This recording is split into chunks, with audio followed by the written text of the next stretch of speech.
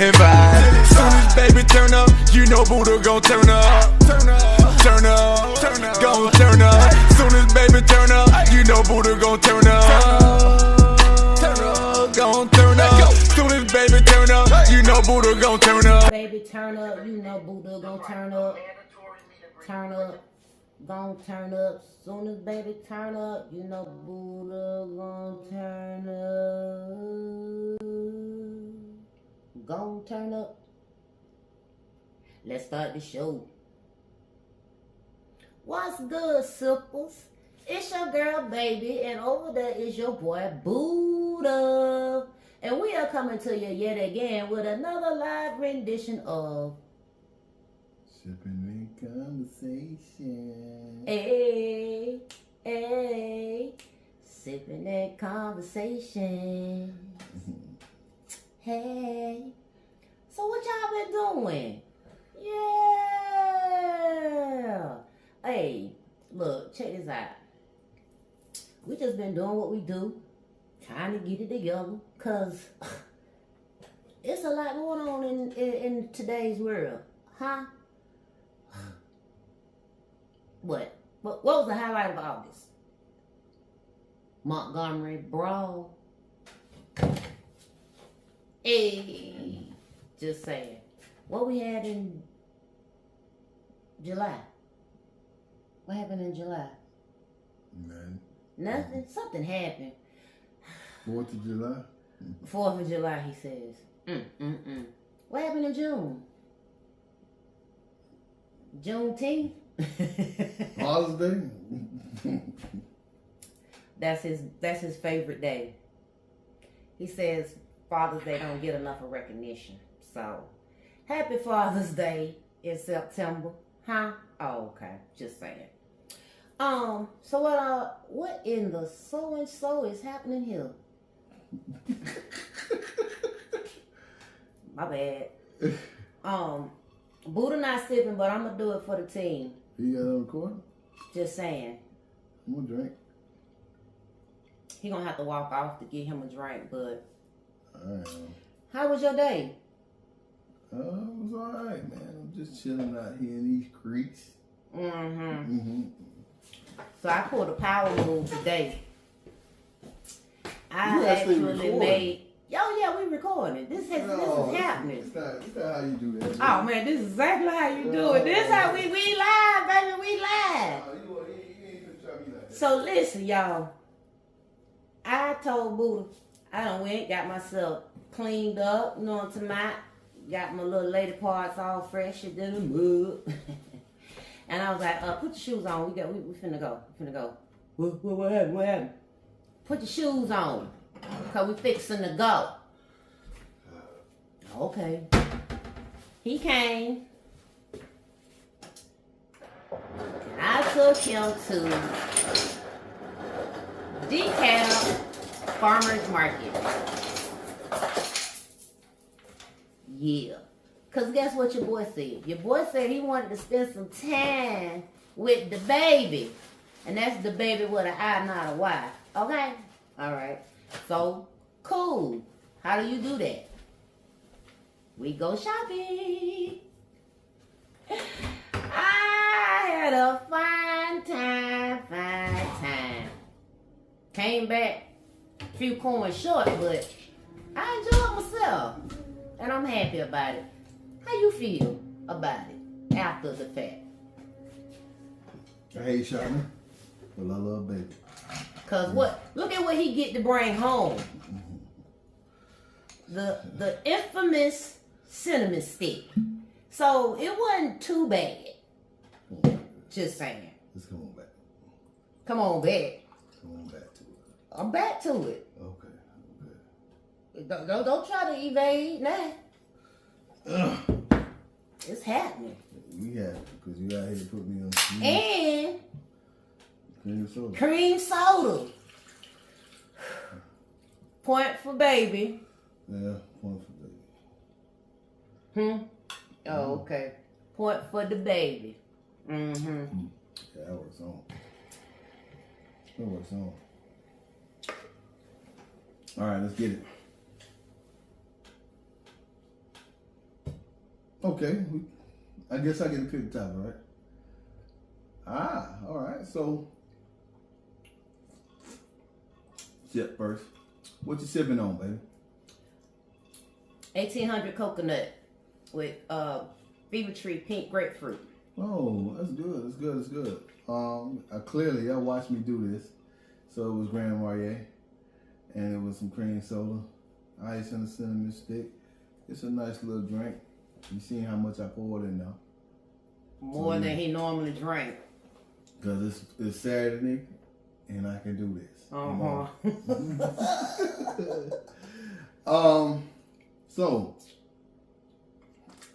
Pinky's up. Pinky's up. All right, what we talking about? So we I was having a conversation a few earlier this week. Like, we had two different conversations. One was very, very intense, and the other one was like, but it said running anyway. So, love bombing, is that a thing? Is love bombing a thing? Like, you're gonna have to explain that, because it may be somebody might hear the word love bombing. And so I'm gonna ask you this question: when you hear the word love bombing, what do you feel like comes to mind? To me, it's kind of like photo bombing, like somebody taking a picture and then you jumping in. So somebody, when you say love bombing, it's like somebody in love and then somebody jumping in, like infiltrating the love that they got, or saying things to their homegirl or their homeboy that, you know, kind of I can see where you're going. Sway their actual love for that person. I can see where you're going with that. When you say the word love bombing. When I think of the word love bombing, I think of showing somebody way too much affection, or in the words of love, trying to get a person to fall in love with you too quick, really, when they should just be trying to heal from previous relationships. So instead of dealing with what they really have going on. Okay. In a failed relationship or whatever, they hop right into the next relationship and trying to mimic or get the feeling that they were getting from the previous relationship. Okay. So I kind of can see in this instance, I'm dropping love on you unexpectedly. Mm-hmm. I'm pushing love. I'm pushing this agenda of love on you, and you just like trying to take it easy. Okay. Right. Like, so I can see it that way. All right, so when you kind of explain it like that. That's kind of a love bomb. Like, at the end of the day, this is not, you get into a situation, man or woman, you're not really expecting it. You're just trying to get to know the person. Right. So in the phase where you should be dating, getting to know somebody, you trying to get married. I mean, I know that's extreme. Are you trying to progress a relationship way too fast? You know what I'm saying? Right. Make a person kind of feel like, you know, they under pressure. Mm-hmm. When, you know, under pressure to do certain things for you because maybe you needy or maybe you're not. You know what I'm saying? Or you're hurting and you're not really dealing with you. I kind of done that a couple times in a couple different ways. Like, you know how we always talk about what's the best way to get over somebody? Get under somebody else. Get under somebody else. And you start, you know, charging the next person to that responsibility to keep doing you right. Or loving you right. You know, I don't want to say the other words. You know what I mean? Okay. I don't like that when people do that, and you know. But again, when you're dealing with people, because I don't want to say it's a woman thing or a man thing. Right. However, women are generally more emotional than men. But it seems like in this day and age, it's the other way around. Men are big. They putting their heart into this thing, you know. But for the sake of conversation, women generally are more emotional, meaning if they're going to do something, they're going to go all in. They want to go all in. But you got to know your audience.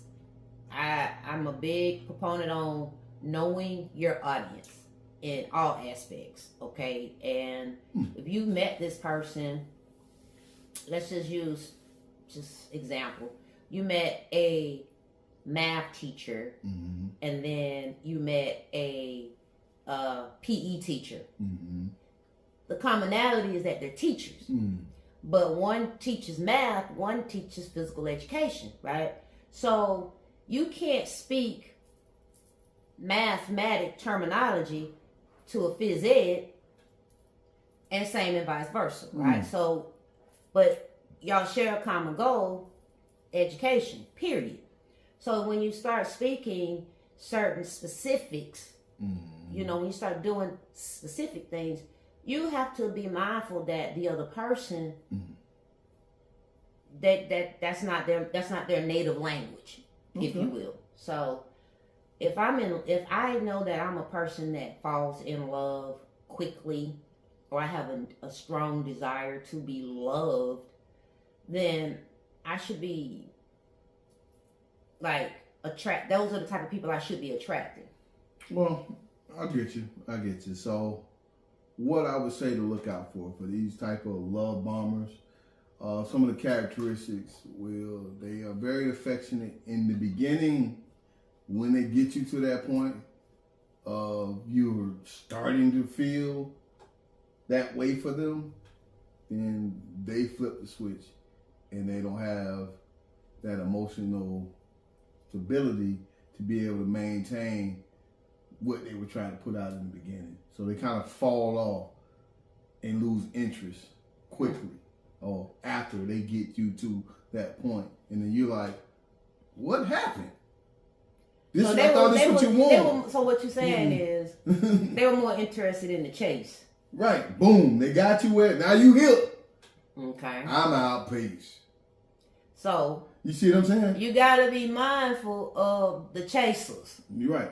Because the love part is one thing, and then the bomb part, what happens is the bomb, boom, boom, blows up real quick, and then you got all this disaster and debris afterwards. That's the bomb part. But so, I put more blame or accountability on the individual than the person that's doing the opposite. Why? Because they probably showed you signs. I mean, they probably showed you. They only did what you said versus suggesting things. If you said you like red roses and all they bring was red roses, you just was mentioning that you like red roses. Don't mean you don't like yellow. Don't mean you don't like white. Okay? But they heard that, so they gonna get you the biggest bouquet of red roses. I know I'm gonna get some red ones, but I'm gonna get some with the red tips and white or pink on the inside, because I know I gotta come from all different angles. Well, you've mastered the art of finessing. What? So you are, Buddha is a nurturer, like naturally, right? So if he's gonna do something, he's not just listening, he's observing. He's doing a little bit more than just listening to the exact words you say. He's still a man. So you said one thing, that's what he's going to run with. But saying a thing in a moment in time or in the conversation does not mean it's all the time. You know what I'm saying? So y'all got to be very mindful when women, sis, don't tell all the things out the gate. You have to learn to ask questions to get for dialogue. Just saying, like, if he asks you about what food you like, I don't know. I like all the foods. Right. Surprise me. I like it spicy. I like it sweet. Not too sweet. Not too salty. You know what I'm saying? I ultimately tell people what I don't like. The rest, razzle dazzle me. Well, I get you, baby. You're not wrong at 100%. But I think it's not as easy as you think to identify responsibility on who it is and what it is, because in the moment it's real, right? And if said person, man or woman, who is the one getting love bombed, if that's what they're looking for, ultimately, then they are walking around with rose-colored glasses on. I'm not saying they're walking around with rose-colored glasses on. If you are so freaking hell bent on being this love animal and a motherfucker show you. Hold on, we're not supposed to be cussing. I said flucker. Rewind it back. Is that what I said? Ain't that what I said? Exactly. But if you so hell bent on being in love and somebody put that good pipe on you, they kiss you up a little bit, you know what I'm saying, feed you a little something, all, you know what I'm talking about, do all them things. You talking about me? That is not all inclusive. That is not the end all be all on. Did they cook for you? What that mouth, no, on all that stuff. Like that is not. It's beyond that. What'd you say about what that mouth is? I'm just saying, like, it's more than just because you do these things, because, yeah, you do these things, but I gotta be in control of my emotions. Yeah. I have to know that, wait. So I'm gonna ask you this question. Well, now this is a real question. How many people overall are in control of their own emotions? Really? Like, sometimes people dictate, you allow people to dictate how you feel or you're gonna feel in that moment. Whether it's gonna be you're gonna be pissed off, or you're gonna be super duper horny, or you're gonna be fragile, meaning can't trust, having real big trust issues. Most of the trust issues come from somebody else doing a thing that got you to that point, and now here you are thinking this way right now. Reason why people can't love so freely is because somebody taught them something different, right? Or showed them something different, right? So is it that easy? Is it that easy to be not influenced by the moment? No. Especially if not everybody's a baby. Not everybody's a baby. And some people out there really out there looking for love. And if a person is listening and finessing and listening, finessing and listening. I like that. Finessing and listening. If they're doing all that, you in trouble, baby. Not you, baby. But not baby, what I. But you in trouble because now you gave him a roadmap to your love. You gave it to him. And when he started doing the things and you realize now you in that spot, and then he pulled away because he wasn't, he was love bombing you. And now he done got his field, and now he's on to the next. He done put you up on the shelf while he's looking for something different, right? Or she's looking for something different. Now you sitting there holding the bag, singing that song by H-Time, Special Kind of Food. Woo! Hey, I mean, we've all been there. Yeah. All right. But how many times you gonna be there before you realize what triggers you? That's why I'm placing the accountability, a heavier level of accountability on the individual, because okay, it happened. You know what I'm saying? It happened. It's happening. I'll give you a prime example, baby. So if it's happening or it happened or it's happening or whatever, you in it. Mm-hmm. Now this is your time now to be like, okay, this is familiar to me. Mm-hmm. What are you gonna do now? You gonna keep going through the same patterns that you did when it failed however many times ago? Or you gonna what's the natural cut it off? Well, what's the natural order of things? When things don't go the way you're supposed to go in life, you always kind of fall back to the default of who you really were back then, until you get to a point where you need to learn a new you.